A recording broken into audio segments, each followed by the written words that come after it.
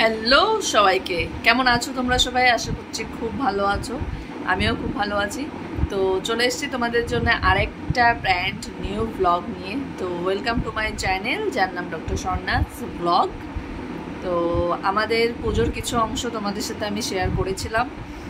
হ্যাঁ জানি অনেক লেটই শেয়ার করছি, কিন্তু ওই ব্লগে আমি বলে দিয়েছি যে আমার পরিস্থিতি কী, তার জন্য আমার একটু লেট হচ্ছে। ডিউটির প্রেশার, পুজোর প্রেশার, সব দিক থেকেই একদম হজবরলা হয়ে গেছে, তার জন্য আমার একটু লেট হচ্ছে। তো যাই হোক, আগের ব্লগে আমি শেয়ার করেছি আমার কলকাতার পুজো কেমন কাটলো, কি দেখলাম না দেখলাম। তো এবার আমি দেখাবো যে আমার বনগাঁর পুজো কেমন গেছিলো। আর একটা ব্লগে আমি ম্যাক্সিমামটা কভার করার চেষ্টা করেছি, যাতে আমার এই পুজোর ব্লগ আর পুজোর শেষে গিয়ে বেশি টানতে না হয়। তার জন্যে আমি লাস্টে তোমার একটা ব্লগের মধ্যে সব কিছু সেট করে নিয়েছি মোটামুটি। আমার পুজোর 5টা দিনই কেমন গেছিলো বনগাঁয়, যে যদিও আমি 3 দিনই বনগাঁয় থাকতে পেরেছিলাম। মানে সপ্তমীর দিন আমি বিকেলের দিকে পৌঁছেছি, অষ্টমী নবমী দশমীতে গেছি। তো সবটুকুই শেয়ার করেছি, সবটুকুই মানে একটু একটু ক্লিপ নিয়ে রেখেছিলাম। তো সেটুকুই আমি দিয়েছি তোমাদের সাথে শেয়ার করব বলে। দেখে নাও আমাদের বনগাঁয় পুজো কেমন কাটলো। আর কি বলবো, দেরি হচ্ছে তো আর কি করবো, একটু ম্যানেজ করে নাও সব কিছু। আর হ্যাঁ, আমার আইডিবিজিতে ডিউটি শেষ, আইডিবিজিতে ডিউটি ছিল, তারপর কিন্তু আমার আবার তোমার ডিপার্টমেন্ট ডিউটি শুরু হয়েছে। তো আবার আমি হসপিটালে ব্যাক করে গেছি। তো সবটুকুই ব্লগে আছে। তো চলো আর দেরি না করে দেখে নিই এই ব্লগটা। আর এটাই পুজোর শেষ ব্লগ, নেক্সট আসবে এবার রেগুলার ব্লগ। তো দেখে নাও তাড়াতাড়ি। আর যদি একটুও ভালো লাগে তো অবশ্যই আমার চ্যানেলটা সাবস্ক্রাইব করো, লাইক করো, কমেন্ট করো, আমাকে জানিও তোমাদের কেমন লাগছে। তো চলো দেখে নিই ফটাফট। তো কেমন লাগছে আমাকে মানে পেতনির মতো। তো আমাদের তো বাড়িতে সবসময় তোমার ইয়ের আওয়াজ শোনা যায়, সমস্ত গান বাজনা মাইকের আওয়াজ শোনা যায়। তো আমার ঠিক রুমের সামনে একটা ক্লাব আছে, যেখানে একটা মাঠ আছে। তো ওখানে পুজো হয়। তো আজ সন্ধ্যে থেকেই পুজো শুরু হয়ে গেছে, পঞ্চমী আজ, কাল ষষ্ঠী। তো সেই ঢাকের আওয়াজই তোমাদেরকে শোনাতে যাচ্ছি। দেখো আমার এখান থেকে পুরো ঢাকের আওয়াজ শোনা যাচ্ছে, আর ভীষণই ভালো লাগছে। মানে সেই যে মাইকের গান আর ঢাকের আওয়াজ দুটো আলাদাই পুরো আলাদা। তো খুব ভালো লাগছে ঘরে বসে এরকম ঢাকের আওয়াজ শুনতে, মনে হচ্ছে একদম মায়ের আগমন শুরু হয়ে গেছে, ভীষণ ভালো লাগছে। তো চলো তোমাদেরকেও শোনাই ঢাকের আওয়াজ। ওই যে লাইটটা জ্বলছে ওইটা হলো ক্লাব, আর এই যে আমার রুমের থেকেই এখানে পুজো হয়। দেখো কি সুন্দর ঢাক পাচ্ছে।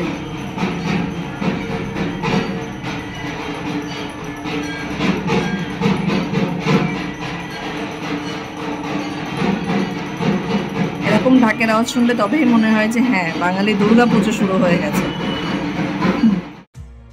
তো ফাইনালি আমার আজ আইডিবিজিতে লাস্ট দিন, পুজোর আগেই আমরা শেষ করে নিয়েছিলাম। তো আমি সকাল সকাল চলে এসেছি। আর এই সকাল থেকে আসার পর আমি 1 মিনিটও বসতে পারিনি। এখন আমি লাঞ্চ করেই একটু বেরোলাম, বিকেল হয়ে গেছে। আমি এত পেশেন্ট লোড ছিল, আমি 1 মিনিটও কিছু ক্লিপও নিতে পারিনি, আসতে পারিনি। আর দেখো বিকেলবেলা কিন্তু বাইরেরটা আমার ভীষণ সুন্দর লাগে, এই জায়গাটা বেশ সুন্দর লাগছে দেখতে। The following day. তো ফাইনালি 24 ঘন্টার ডিউটি শেষ করে আইডিবিজিকে টাটা বলে আমি চলে এসেছি আমার রুমের দিকে। আর এই দেখো, আমি যে তোমাদেরকে দেখিয়েছিলাম আমার রুমের সামনেই ক্লাবটায় পুজো হয়, এসে দেখি সপ্তমীর পুজো হচ্ছে। তাই আমি বললাম মায়ের সাথে একটু দেখা করে আসি, কারণ এখনো অবধি আমি মায়ের কাছে যাওয়ার সময়টাই পাইনি, তো করে উঠতে পারেনি আর কি। তো আমি মায়ের সাথে একটু দেখা করে এলাম, সবার সাথে দেখা করে এলাম। তো চলো এখন পালা আমার বাড়িতে যাওয়ার, আমার মায়ের সাথে দেখা করার। তো যাই আর ঝটপট রেডি হয়ে নিই, কারণ আমাকে ট্রেন ধরতে হবে।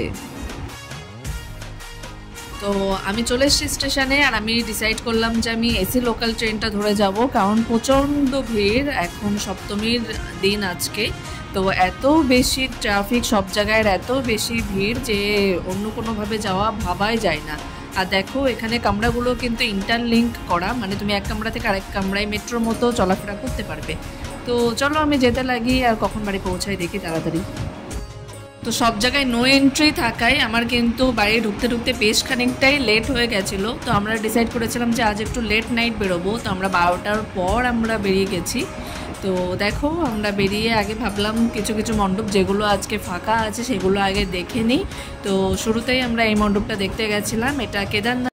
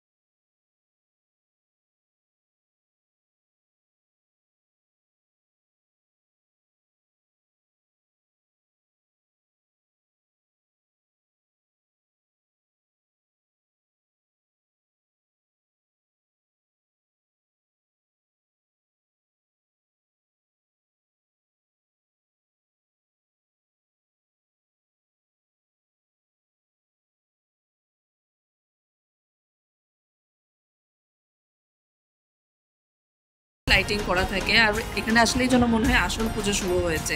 তো এই যে আমার চা চলে এসছে, আর চায়ের সাথে শুরু হয়ে গেছে দুজনের ঝগড়া। এ বলে দেবো না, ও বলে আমার। তো এদের ঝগড়া তো চলতেই থাকবে। চলো আমরা তাড়াতাড়ি চা শেষ করে চলে যাই আমাদের নেক্সট প্যান্ডেল দেখতে। তো নেক্সট আমরা চলে এসেছি মতিগঞ্জ ঐক্য সম্মিলনীর প্যান্ডেলে।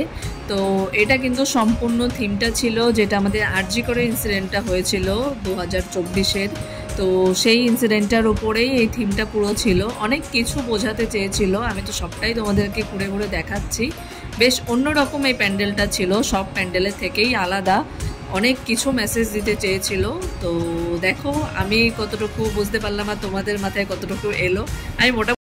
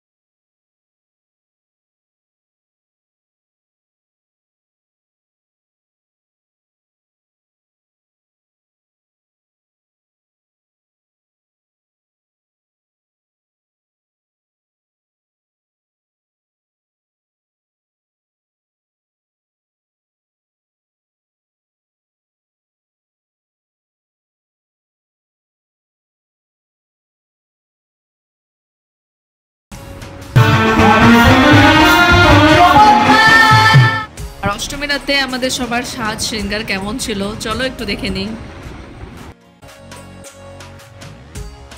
তো আজ নবমী, আর আজও আমরা বেরিয়েছি কিন্তু অনেকটাই রাত করে, আমরা 12টার পর প্রায় বেরিয়েছি। আর দেখো আজ বলতে গেলে শেষ পুজোর দিন। তো ভীষণ মানুষের ভিড়, আজকে অনেক মানুষের ভিড় ছিল। তো প্রথমে আমরা চলে গেলাম 11 পল্লী ক্লাবে। তো সেখানে আমাদের কিছু কিছু মানে যেগুলো আমাদের মণ্ডপগুলো দেখা হয়নি, আমাদের আজকে টার্গেট ছিল সেগুলোই শেষ করব, তো এটা আমরা আগে চলে গেলাম। আমার দেখা মানে সব থেকে সুন্দর মায়ের প্রতিমা যদি থাকে তো এটা ছিল। ভীষণই কিউট ছিল মায়ের মুখটা, আর এটা সেরা মানে সম্মানও পেয়েছে মায়ের মূর্তির জন্যে। তো এদের থিমটা একটু আলাদা টাইপের ছিল, মায়ের মূর্তিটা একটু আলাদা রকম ছিল। দেখো মায়ের মুখটা কতটা কিউট, মানে আমি ওখানে দাঁড়িয়েই ছিলাম অনেকক্ষণ ধরে, আর শুধু মায়ের এই মুখটা দেখছিলাম, মানে মনে হচ্ছে পুরো মা তার সংসারকে নিয়ে বসে আছে। তো নেক্সট আমরা চলে এসেছি শিমুলতলা আয়রন গেট স্পোর্টিং ক্লাবে। চলো দেখি এদের মণ্ডপটা আর এদের থিমটা কি ছিল।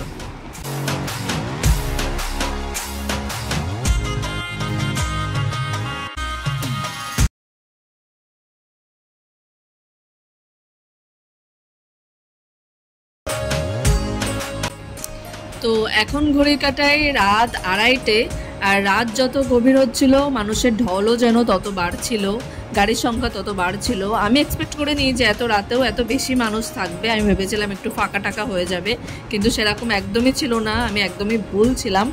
রাতের সাথে সাথে মানুষও অনেক বেরিয়েছে সেদিন। আর এই দেখো আমি তো তোমাদের আজকে আমাদের আউটফিটগুলোই দেখাইনি, চলো দেখে নিই আমরা কেমন একটু সাজুগুজু করেছিলাম। তো এভাবেই কেটে গেল আমাদের পুজোর 5টা দিন, 5টা না 3টে দিন। আর এই দেখো সকালের দিকে হঠাৎ করে বৃষ্টি শুরু হয়ে গেল, এই জন্য মায়ের দশমীর বিদায়ের সবার অশ্রু জল। তো চলো দেখা হবে নেক্সট ব্লগে, ততক্ষণ সবাই ভালো থাকো, সুস্থ থাকো, টাটা।